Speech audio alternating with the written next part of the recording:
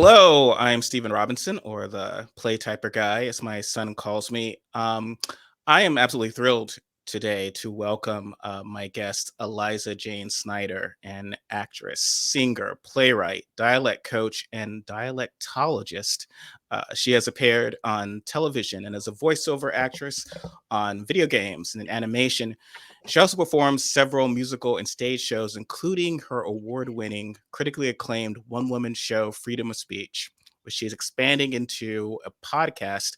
Um, we're very fortunate here in Portland, Oregon, to be able to celebrate the launch of that podcast on January 6th at Alberta Abbey, not that far from me in my neck of the woods. Thank you for joining us, Eliza. My pleasure. Thank you for having me.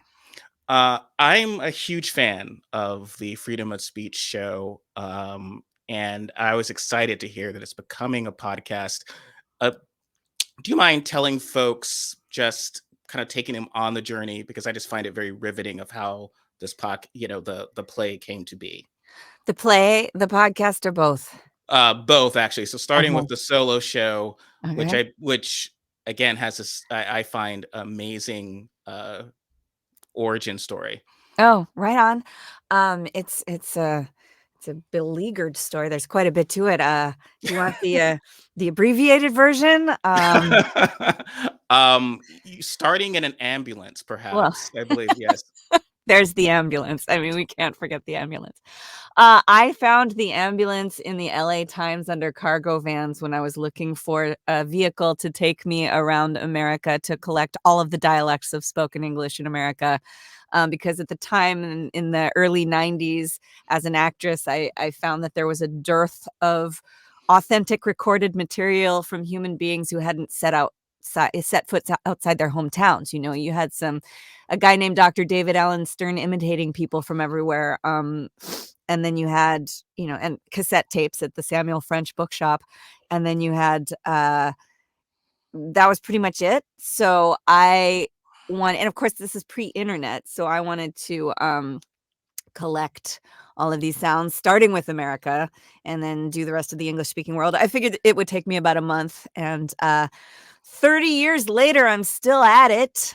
I have collected dialect samples, which have turned into just these very heartfelt interviews. As I'm sure you're aware, when you are dealing only with audio, there's a candidness that comes across and a kind of intimacy that you can get with people who, in my case, with this microphone, I ended up with this feeling of a moral obligation to get voices heard that weren't being heard, that weren't part of the conversation, the average, so to speak, guy on the street. And I ended up recording people experiencing houselessness from all over the world. I ended up recording people experiencing addiction and vets and, people experiencing, the effects of racism and domestic abuse and all of these sort of buzzwords and statistics and things, words that people bandy around when an election year is coming up. But putting a face to those statistics and putting a voice to those statistics became this kind of obsession for me.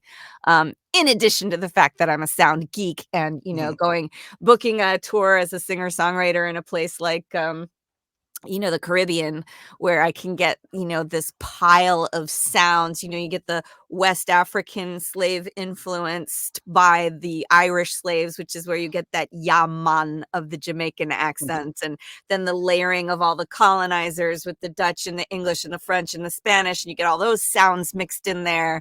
And it's just a little geeky dialectologist's dream.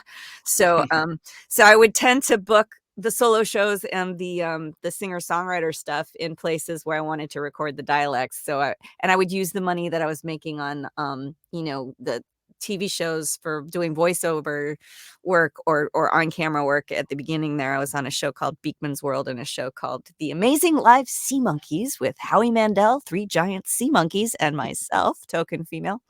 And then I would use that to go and collect more stories. So I think I have about 7,000 interviews, approximately 7,000 hours of interviews on my various media. I got digital audio tape, mini disc, you name it, through the years. And so what I was able to do with that, starting out in the ambulance, I rolled that ambulance into a ditch in Sandusky, Ohio in 1996, the blizzard of 96. Oh my goodness.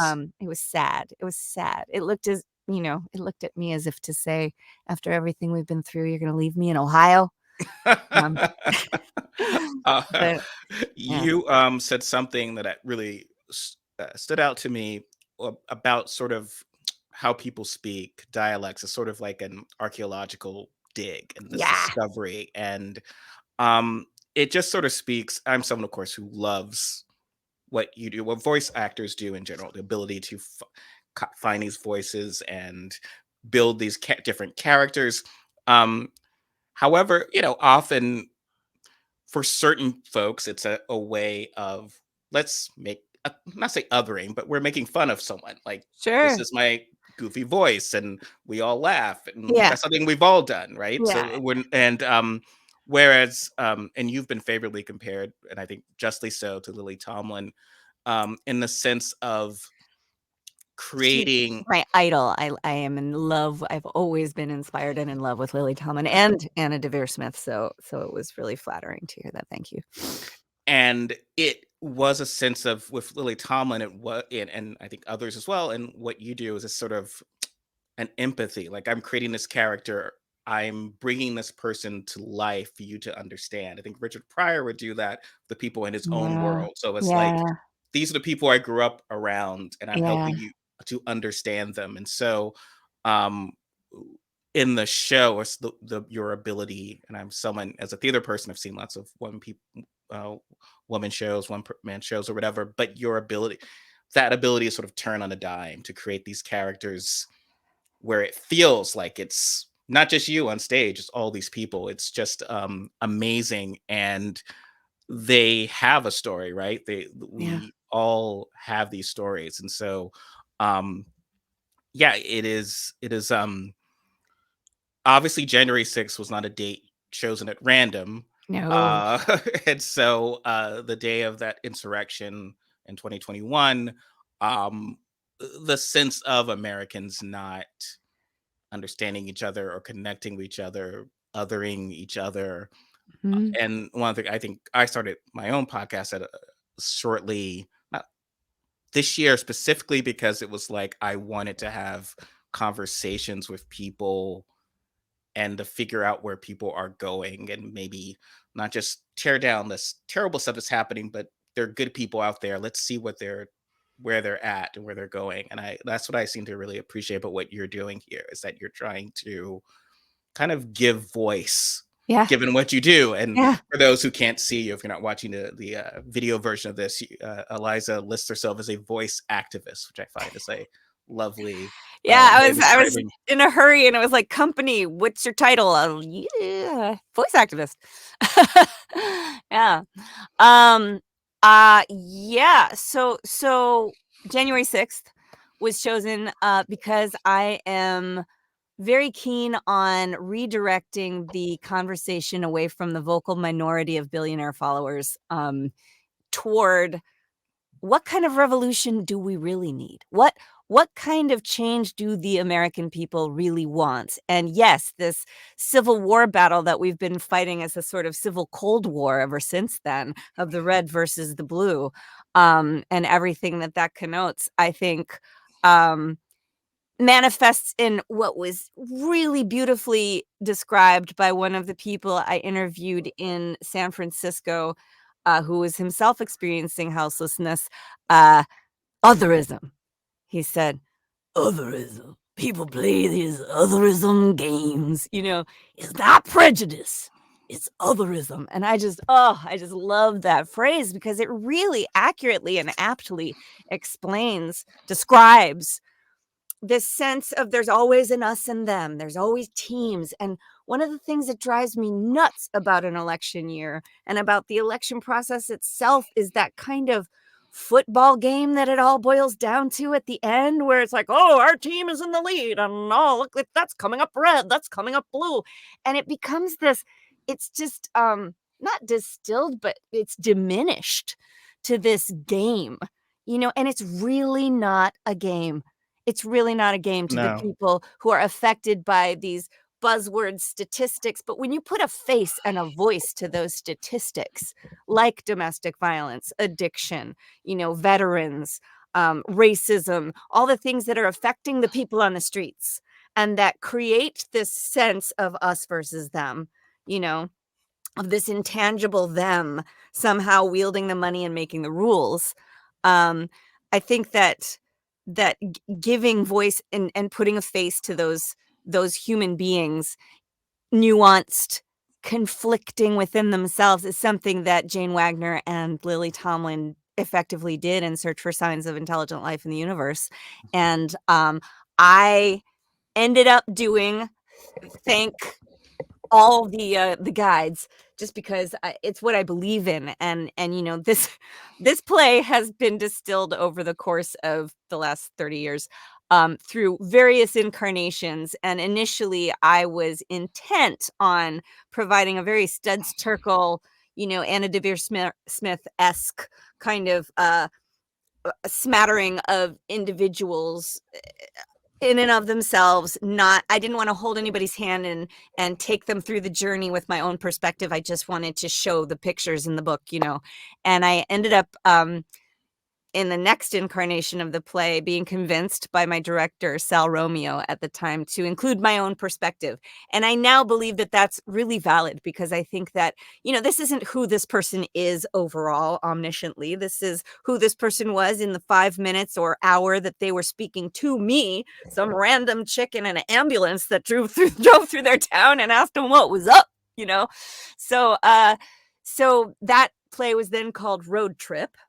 And I think, and the podcast, with the podcast, I'm able to not only use the real voices of the people themselves for the most part. There will be some dramatic enactments of some of the stuff that has like some horrible hammering in the background, or a snow blowers, or I've lost the tapes, but I still have my notebooks full of transcriptions. That 3-inch notebook of monologues back Oh, there wow. is typewritten transcriptions verbatim, with every guttural utterance and everything, because of the dialect focus.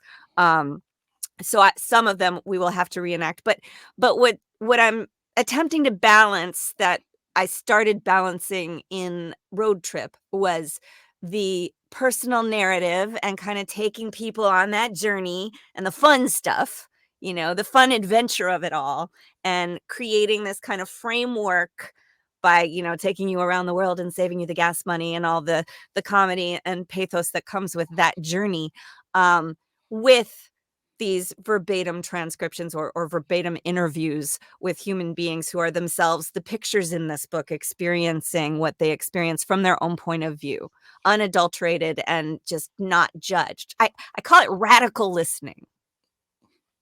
We could use a lot more of that. So it is somewhat radical because no, it does seem like folks don't want to listen or don't want to understand. And I will sound geeky for quoting Doctor Who here, but this idea that like at a certain point you have to sit down and talk.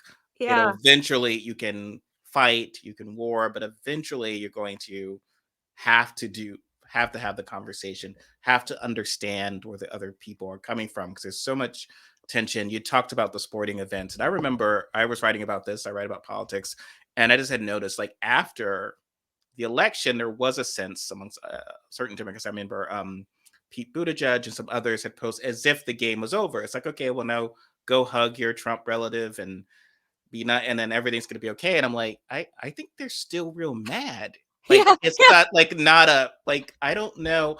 And like the insurrection, we were sort of soaking in it. It was still happening, and I was looking around, but there was a sense of no, this could never, because we have our traditions. This is what happens. They're just a little upset after the game had ended, but everything will Yeah. be okay. And then it Yeah. just exploded. And I think we have to, like, as you said, it's just not the game anymore. We've got to figure out it gets more and more intense, and that's only going to go in one direction, right? Like Right. just more violence. And Right. um how do we understand, how do we not other each other? Because Right. the bad folks want us to Sure. other, to see everyone else as an Well, it's enemy. divide and conquer, right? Divide and conquer. It's Yeah, fun. and to get, I to sort of travel the world, especially because many of us, I say, this sort of like you're kind of beaming down into different cities. You don't, and whenever my wife and I have a chance, and our son, to travel, is great to sort of see outside your own bubble. To sort of, Yeah. a lot of folks I know, especially of course here in Portland as well, they define being well traveled as having gone from one major city to another. So I've been from New York to Tokyo to Paris to Uh-huh. and I've seen the world, and they haven't actually been to sort of a rural town 20 miles outside the city. Right. Yeah, Tool, Um, Texas. yeah, it's like these people vote, these people Yeah. shape the country. We should understand them and feel where they're coming from. Yeah, so what I'm hoping to do at the Abbey on the 6th is, have a nonviolent communication mediator, so if anyone is listening and is trained in nonviolent communication and would like to volunteer for the panel, I'm still seeking that person. I know several people internationally, and I just locally, I'm looking for someone. I'm hoping to have a politician or 2 representing the red and the blue, as well as some of the folks that we've already confirmed for the panel. One is Sean Cruz, who is an Indigenous voice advocate with the Jim Pepper Fest, and he has successfully introduced Indigenous music curriculum into some schools, literally getting some voices heard that have been um, overlooked, to say the least, for a long time. And Joe Bazegi representing Recovery Works, and the voice of addiction and people struggling with addiction.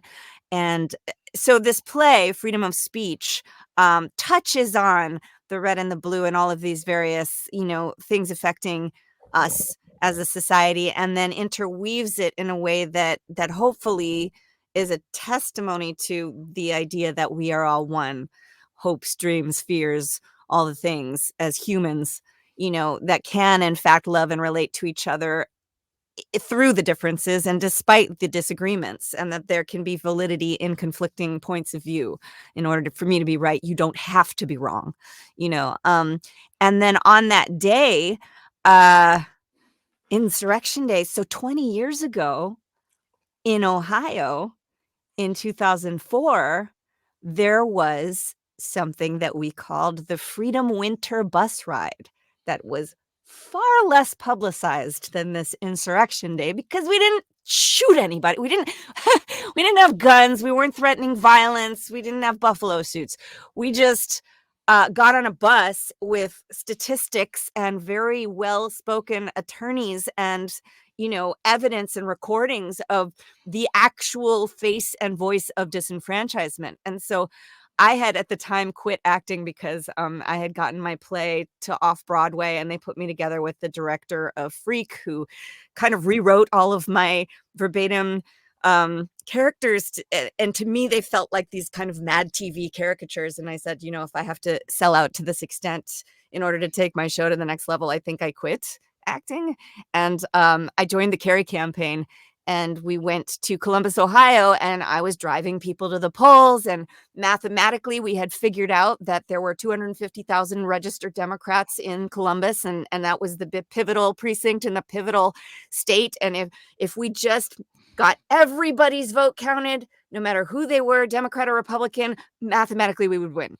And of Mm, course, what we weren't prepared for was the other team's football strategy, which was placing a person in charge of the Bush-Cheney reelection campaign as the president of the Board of Elections in that community, where he got to decide how many machines per capita got put in each precinct. So I went into his office with my microphone, armed with a printout of the statistical, relative number of machines per capita, and the top was all red. The ones who had the most per capita were all red, and the bottom was all blue. And I was like, how does this happen, Matthew Damschroeder? And he said, well, sometimes there's a hotly contested school levy, so we have to make the decision that way as to how many machines. And I ended up writing another play and calling it Sounds of Silence, a documentary puppet musical farce about the 2004 elections in Ohio.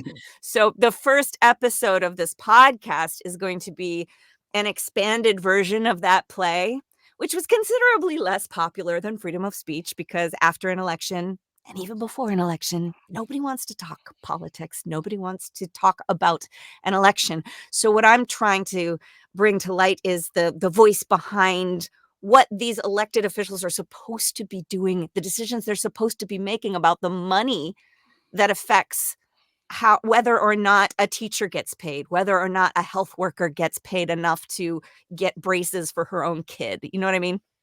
Yeah.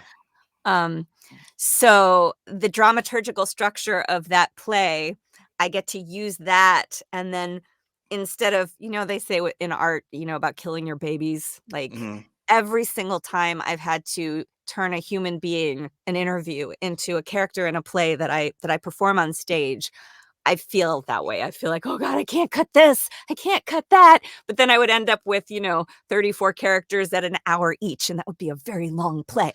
But luckily for us, we have this genre of podcasting wherein I can take the audio and fill out each of these experiences with each of these human beings and allow them to tell their story themselves. So the first one is going to be called How Did This Happen? And it's going to go back in time 20 years to Columbus, Ohio, and ask the question, do we have open, free, fair elections? I know, it's funny, right? Well, and that's such an I mean, I'm so happy you're doing that, and because that's such a compelling story that I just dramatically don't see done as much. If it seems, for legitimate reasons, that often people focus on a 2000 election as kind of a Yeah. pivot point, or oh no, Bush v. Gore, as oh that's the shame. But you know, he actually didn't nominate any Supreme Court justices in his first term. Like Alito and Roberts are all from, I think, after The second 2005. term. Yeah, Yeah. and so much hinged on Ohio, and I remember watching Kerry concede based Yep. on Ohio, but there was a lot of discussion there about what had occurred there, and that number you were targeting, I think, would have been decided, like it was within a Yeah. that margin, Yeah.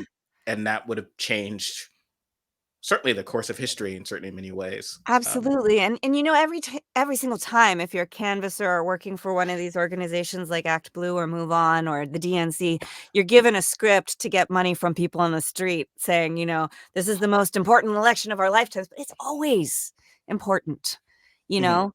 And I'm guilty of, ignoring the texts asking me for money. I resent the fact that in order for my vote to be counted or my voice to be heard, I have to pay money to a private organization.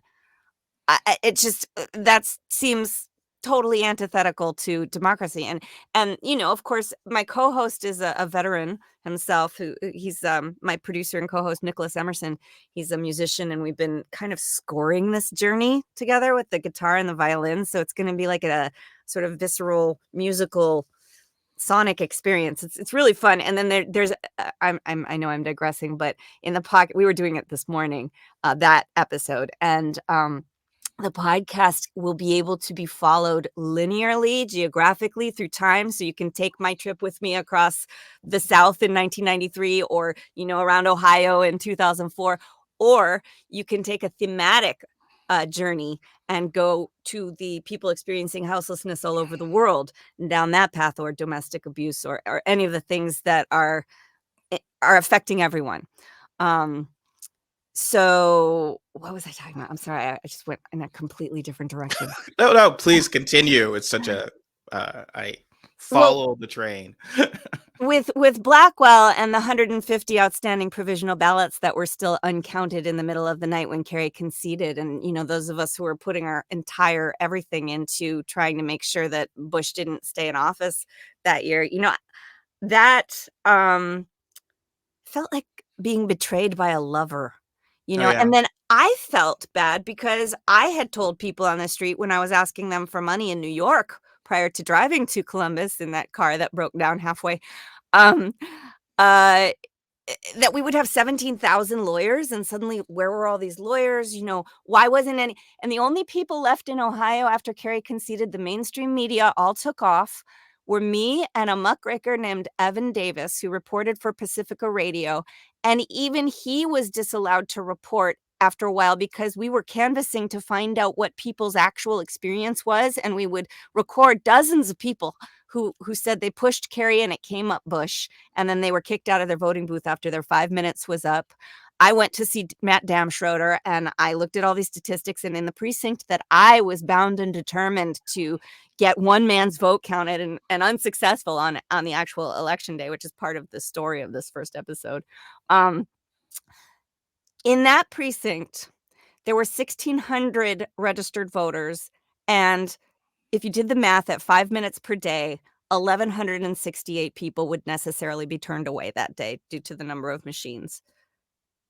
And that's what long lines mean. So, and then the guy had the nerve to say to me, well, it's too bad that you have to wait as long in a line to vote as you would have to wait to get on a roller coaster or take a flu vaccine. And, most people I don't make fun of, and the voice I just used was demeaning, I suppose. But in that case, I think it was well earned. I think yes.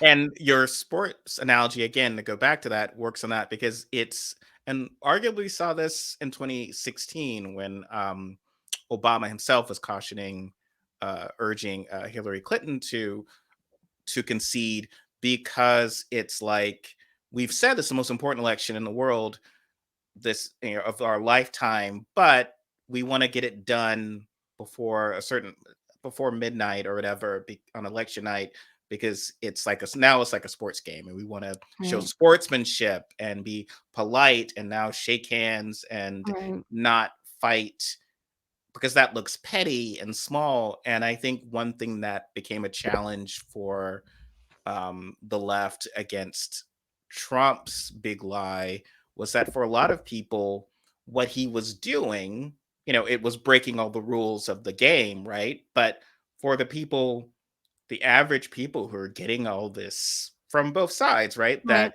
this is the most important election. Democracy's on the Right. ballot. It's like, well, yeah, like we don't just shake hands and move on. Like my life is at risk. Like, yeah, go have lawsuits and try to find out if something of course fight this to the death Mm, because again in our world dramatically it's like a movie where it's just like the villain is one and the hero right. and the asteroid's coming and the hero's like, well, I guess we did a good game but you won and go take over earth now and Yeah, it's like valid metaphor. I like it. Yeah. and so yes, that's so great because that feeling what you describe because I do think there's that sense of yeah, the folks on the ground they're fighting. It's not about like sort of that country club folk who just want, okay, well, fought the good fight and go. It's like, we no, we were here driving in the snow or trying to get Yeah. folks here and Oh, yeah. fight for Yeah. us to the end. There were, so I ended up interviewing a guy named Clint Curtis at the time who had written a computer program in 2000 for present Congressman Tom Feeney that flipped the vote 49-51. And he testified before Congress. And we have video of this. But I think another one of their brilliant football strategies was to ignore that. And that's why one of the things I focus on with freedom of speech and all the voice activism is the only thing I feel we actually own is our attention. Mhm. And this is a hot commodity. This is what everybody in the advertising industry is vying for and spending all this money on. And I feel like as soon as we realize how powerful our attention is and that we have control over it, I think that could change the tide.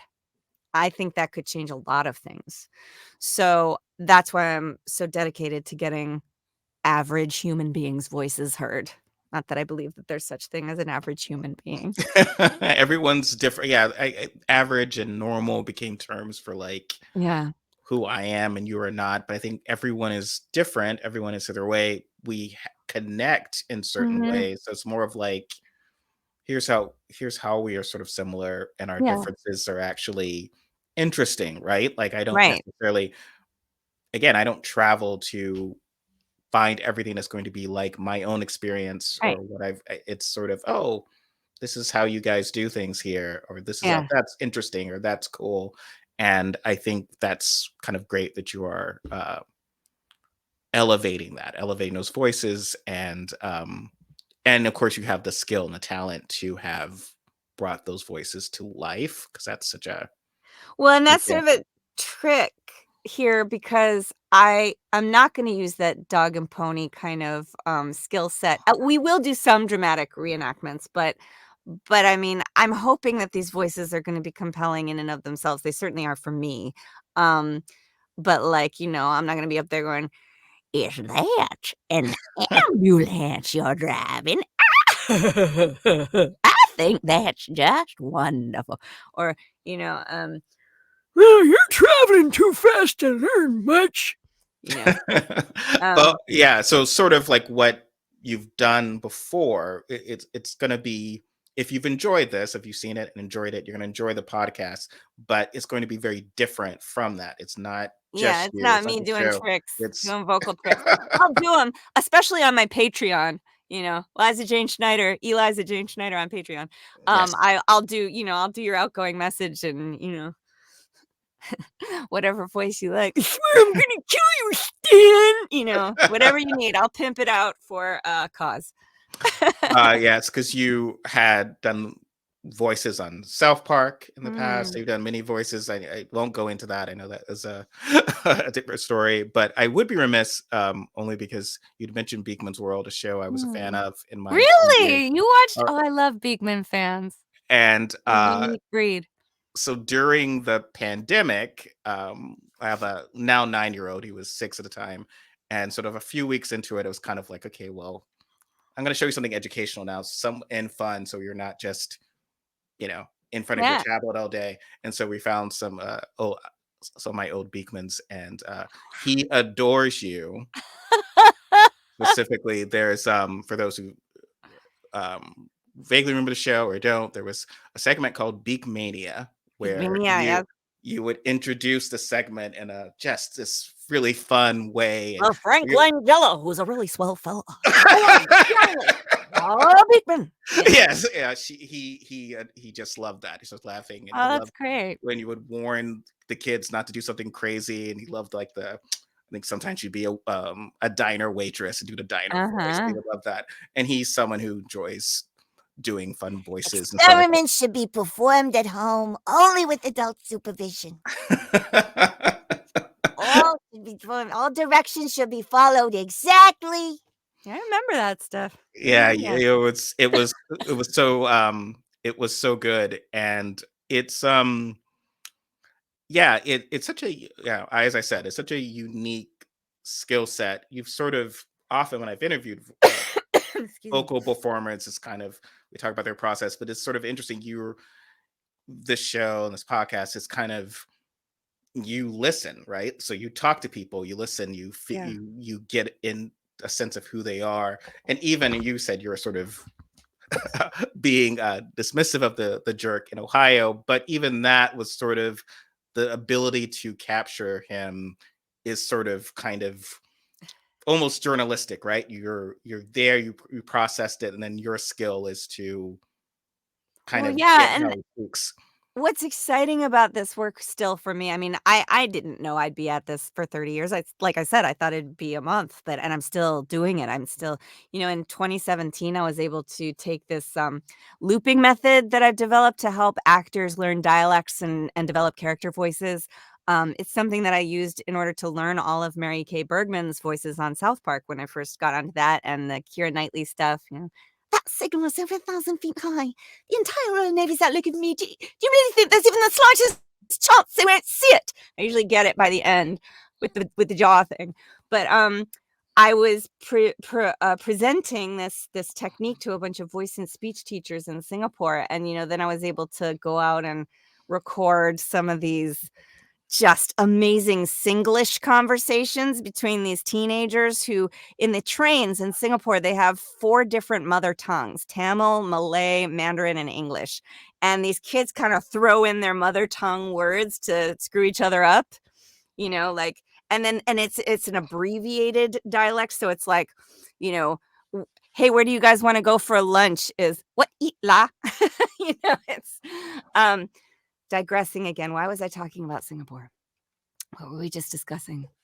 Oh, your process, how you The get process. these voices and Right, you right, go the throughout the process. world. So yeah, essentially, I just wanted to explain that I've managed to distill for myself and other voice actors this looping method, and I have a online school now because I found myself repeating myself a lot. So I just videotaped and audio taped all the things that I was repeating, including this looping method. And it's a way to use a DAW, like Audacity or GarageBand or Pro Tools or whatever, to create this kind of hypnotic repetition in your goes through your left ear into the right hemisphere of your brain, so you kind of get it by osmosis, like babies in the wild, but in a very distilled amount of time. And can you can kind of take on a different way of speaking really quickly. um, and that's how I teach accents and dialects with that kind of immersion looping method. It's competitiveedgevoice.com if you're interested. There's a utility voice program, and there's also a accents and dialects masterclass, which are now way cheaper than they were when I had to do them in person.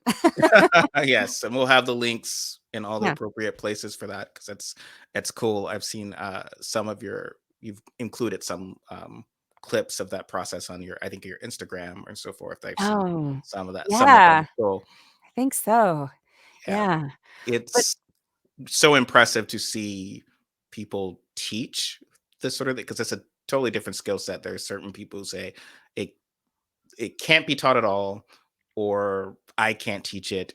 And so it's great to encounter folks like yourself who can teach and do so well in ways that kind of make sense. So sort of you break down how you sure. find the voice.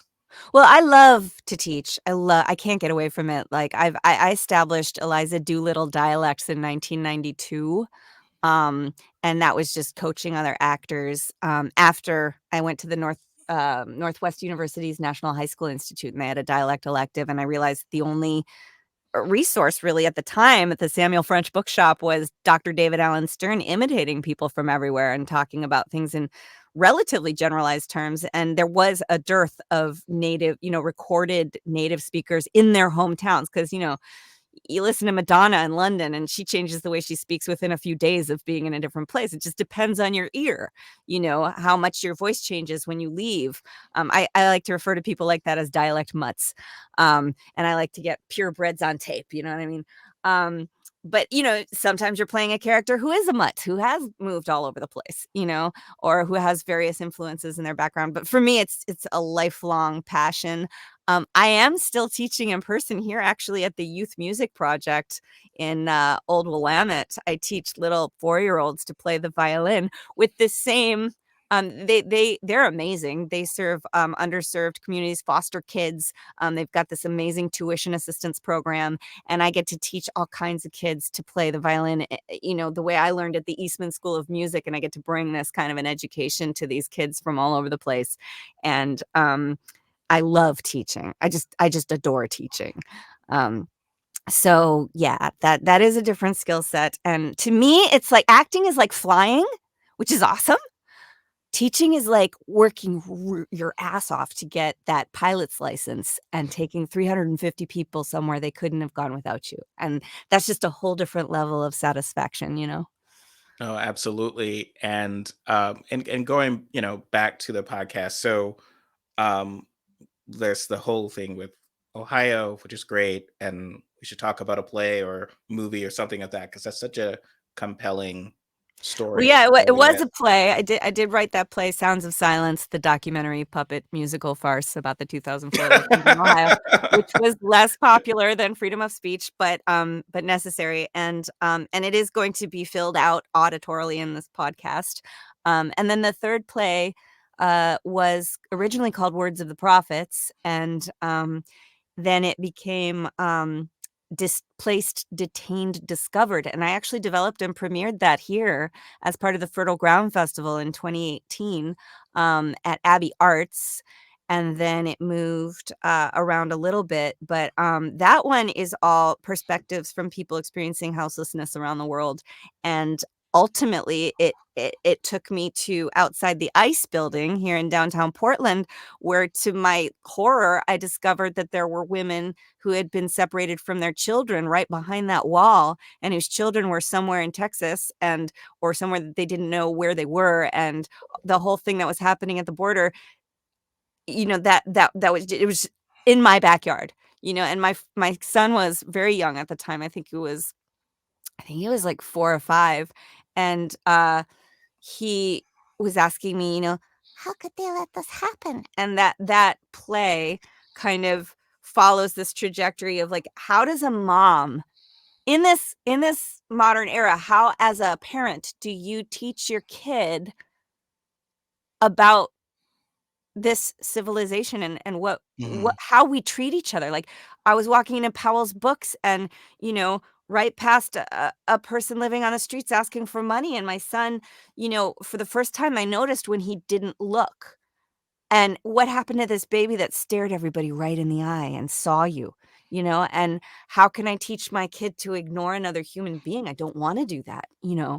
Um, but as a parent, you start to look at all this stuff with new eyes, with your children's eyes, you know, and I think that that's part of, as a narrator through the versions of these plays that have become, Road Trip, and then it was that other play was called USA 911 just prior to the attacks, because I kind of felt like I was sticking my microphone thermometer up the ass of America during Millennium Fever to kind of take their temperature, you know. Um, how do you, like, turn around and, I mean, how do you bring a child into this dying, fucked up world, really? Mhm. That's the question. I don't know if you're gonna have to bleep that out. I No, apologize. no, it's what it is. That is what it is. It's it is both but in a way it's sort of, it can be less fucked up, like, so it's dying, we're all dying in certain ways, but we can live and can be kind to each other. And you're right, what you're saying about, like, not noticing, that's part of that. We want to not notice the pain of other people. And then a Right. lot of discussions about houselessness is about, um how can this, it's just almost like an aesthetic issue. How do we not see this, as opposed to, well, let's get people that this is not a situation. It's more of like, we don't want, and I think there was Jesse Waters from Fox News has sort of famously stated about, they need to be, it needs to be more of a disincentive, because it's such an incentive to be without a home, but we need to make it more so people don't make these choices. And it is so That's just preposterous. well, it's monstrous, and this is sort of the time of year where these people, certain people, will watch like multiple versions of A Christmas Carol, and then they'll watch It's a Wonderful Life, and then, like, they learn nothing from it, and they root for, and then they go vote for Mr. Potter, except Right, everyone. right. And that kind of inconsistency, it's fascinating to me because you have the same people who are, complaining about people living on the streets and not wanting to go into certain neighborhoods, talking about, "What have you done for the least among us?" Like, quoting Jesus Christ, and, you know, like, it's how do you hold both of those conflicting points of view simultaneously? I find that fascinating. Yeah, exactly. It's like the sense of the least of it. How can you help someone during the holidays? How can you? I mean, Yeah, if you remember Christmas Carol, the what Scrooge does, he doesn't just say, "Hey, I'm going to go have fun with my also rich nephew," and that's the lesson, and I'm going to go right. say Merry Christmas. It's like he takes care of his employees, Yeah. and he also gives to charity. One of the first things he does, and then he walks amongst the people on Christmas Day, all the people, and the understanding that everyone, whatever you can do to alleviate the burden for everyone, is important. And there's yeah, Portland is a great um place for you to come with your launch event for your podcast, because it's been so much in the news lately. It had, when I lived in New York, I lived in New York for about 15 years, and I was there when it was sort of the New York Times darling of like these cool restaurants, whatever. And then it's now kind of had shifted to around 2020 specifically, and still now of like sort of this urban dystopia, which is not Yeah. particularly true. Yeah. And then obviously some of these issues that had occurred um, is sort of a sense of no one wants to come travel to a place where there's, and look, I get it. I get, I know lots of people, but often, obviously, especially women who don't feel comfortable walking through certain parts of the town, don't feel, Mhm. but those are issues we should sort of want to address and deal with, and be aware of like what the impact was from the pandemic, like how a lot of people were damaged by this and how we can get help people. But it's tough. It's always sort of as a as someone who's a liberal, it's the scary thing is kind of like we if we can't resolve certain social problems effectively, there are people who will abandon us, who like support us, but then it'll be like, okay, well maybe we will do the sweeps again. And there are people who can be drawn towards the just make it pretty, do whatever it can to make things pretty for me. If Yeah. I can, Yeah. What, you talking about politicians or like local government? People in yeah, positions of making these kinds of decisions? Yeah. That play, the Displaced, Detained, Discovered, um, there's a character in that play he actually has passed. His name was David Ross, and in San Diego, when I lived there when my baby was born, and he would just go out. He was like 80 years old, this tough Irish guy from Chicago, and he'd go out with his one-eyed dog and give water to everybody and a hug and an ear to listen to people on the streets. He knew almost all 10,000 of them by name, and he was a character in this play, so taking him on as an actor, um, and he became my best friend when I was in San Diego. I nominated him for CNN's Local Heroes. He didn't quite make it, but David Ross was just such an inspiration, and he just always maintained the humanity of looking people in the eye, that I've seen in monks. There was a performance in Topanga Canyon that I did with a woman who had come over from, I forget if it was Tibet, but she just, what I noticed about her was that it took her about 10 minutes to walk to the front of the stage, because every human being that she encountered on the way to the front of the stage, she stopped, looked them in the eye, took them in, and this exchange of very positive energy was, transpired. And then she came out and, she sang a song, "I feel a little happy in my heart." And that was like it. And she got everybody to give a little massage to the person in front of them, and it brought the room up, I'll tell you. The entire baseball field room. Um, but, it's the little things like that, just little changes that we can make every day in looking each other in the eye and seeing each other and hearing each other and validating each other's existence. I think that makes such a huge difference.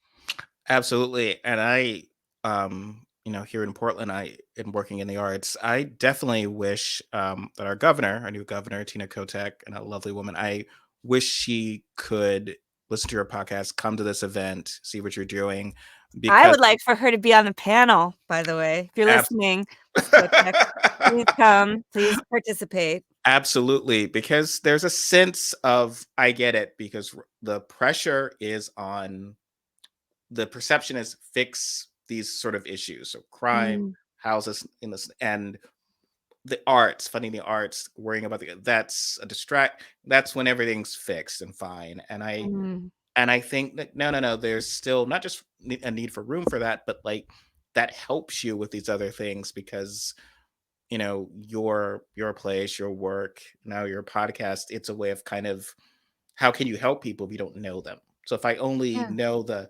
concept, and I'm opposed obviously to the concept of people suffering, but if I know them as people and right, individuals, and right. that I certainly, I think, makes it more of a connection, more Yeah. important.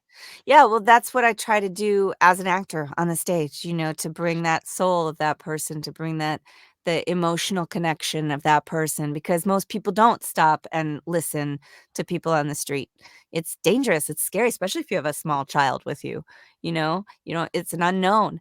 But if you can get that perspective with an actor or a set of actors, I'm actually hoping to bring some theaters to the performance and see if I can get the plays produced with actors, with several actors playing the different characters instead of just a solo show, but when a really good actor can really embody that person, and you can relate to the emotional life of that person and see yourself in the eyes of the other that way, and then you subsequently learn, oh, this person lives on the street. I think that humanizes the experience. So that's what I'm going for. It's great. I'm looking forward to the podcast. Where can people find it? When does it officially start? Okay, so definitely you can find it on my Patreon. We're working on, I think I'm figuring out right now which service. There are like hundreds of podcasting, hosting, and all the things, but you're going to find it wherever you find your podcasts. January 6th is the big launch date. We're going to do a live webcast of freedom of speech on that day. And you'll be able to find that in two places. One is www.f as in Frank, OS as in Sam, play.com, which I guarantee you, if you type that in, it is going to autocorrect to cosplay. So it's FOSSplay, freedom of speech play.com. That's where we have links to, you can get tickets through there. You can get onto the Patreon, and the Patreon, you just go to Patreon and type in my name, Eliza Jane Schneider, and you can follow for free on Patreon. So even if you don't feel like committing to a monthly, $3 to 10,000. I don't know how much our highest tier is, but we are looking for the 1% to support us as well as everybody else. We're equal opportunity artists on that site. You can find on Patreon Eliza Jane Schneider, and there we will have tickets. We'll have the webcast link, and a way for everybody to kind of tune in on the 6th. And then, yeah, wherever you find your podcasts, you'll be able to find Freedom of Speech. It might not be called Freedom of Speech because I think there is another Freedom of Speech podcast. So it might be Eliza Jane's Freedom of Speech or Around the World with Eliza Jane. But if you try a few variables or go to the Patreon, Eliza Jane Schneider, you'll be able to find it. There will be a link. It's wonderful. And of course, if you're in the Portland area like myself, please, on January 6th, go to Alberta Abbey. It's a great venue that you Yeah, chose. I love the Abbey. I love their mission statement. I love everything that they're doing. And you can go to the Alberta Abbey online and go to January 6th, and there's a link to tickets right there on the event itself. That's great. That's wonderful. We'll have more links and information in the box that this is in before. But I'm hope everyone's excited about this as I am, and it's just been such a treat talking to you, Eliza. Thank you, Stephen. Back at you. I'm so glad you exist, and I'm so glad you do what you do. And I can't believe you're a Beakman fan. Like, Yes, I think my wife would say it's not a surprise, but yes. Um, yeah. my son once, when my hair was longer, said, "You look like Beakman," and I was like, I took that as a compliment. So, Oh yeah, yeah. I just see it. You got a green lab coat and a yes, exactly. big hairy man in a rat suit to follow you around, and it'll be perfect. Yes, yeah. Spitting He. image. So my son will be thrilled that we spoke, and yes, I've had a We'll great see you time on chatting with January you. 6th. We'll see you on January 6th. Right Thanks on. everyone for listening and watching, and we'll catch you next time. Take care. Bye.